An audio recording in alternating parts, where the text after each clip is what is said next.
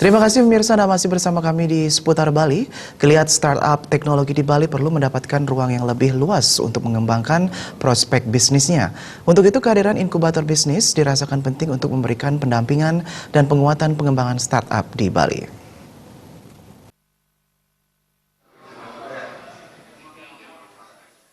Inkubator bisnis Timik Primakara semakin menguatkan peran untuk mendorong para generasi muda mendirikan bisnis startup teknologi dan menjadi teknopreneur, serta memberikan berbagai program pendampingan dan pelatihan, serta membantu pengembangan bisnis.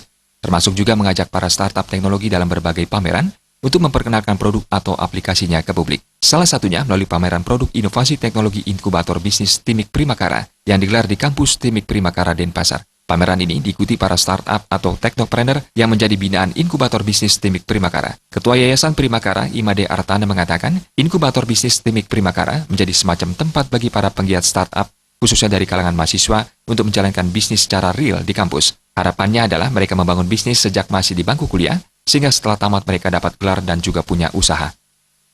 Kita semua harus menyadari hadirnya digital ekonomi ya.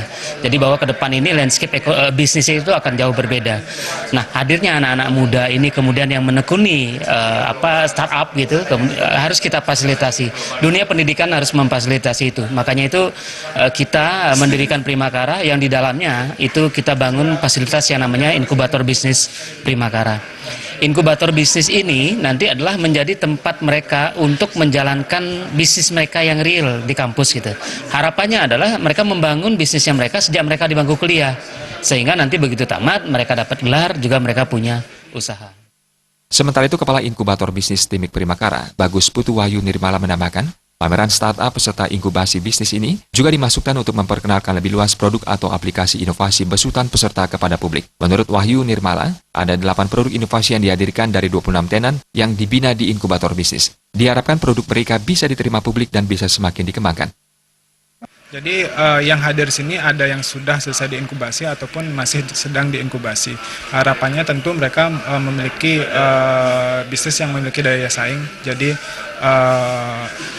kalau dalam dunia startup dikenal dengan istilah exit strategy, apakah mereka nanti keluar, apakah nanti mereka keluar mendapatkan dana lebih besar, atau mereka malah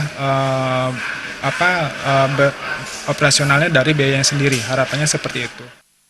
Sejumlah startup teknologi yang diikutkan dalam pameran ini menawarkan berbagai inovasi yang mampu menjawab berbagai permasalahan dan memudahkan berbagai pekerjaan. Misalnya, produk inovasi teknologi bernama Single Use Puzzle Splint. Produk besutan Patrel Medical and Device ini merupakan bidai patah tulang yang ditujukan untuk penggunaan sekali pakai dengan harga terjangkau. Alat inovasi teknologi lainnya yang cukup menarik, yakni Poncot, yang merupakan alat bantu panjat pohon kelapa.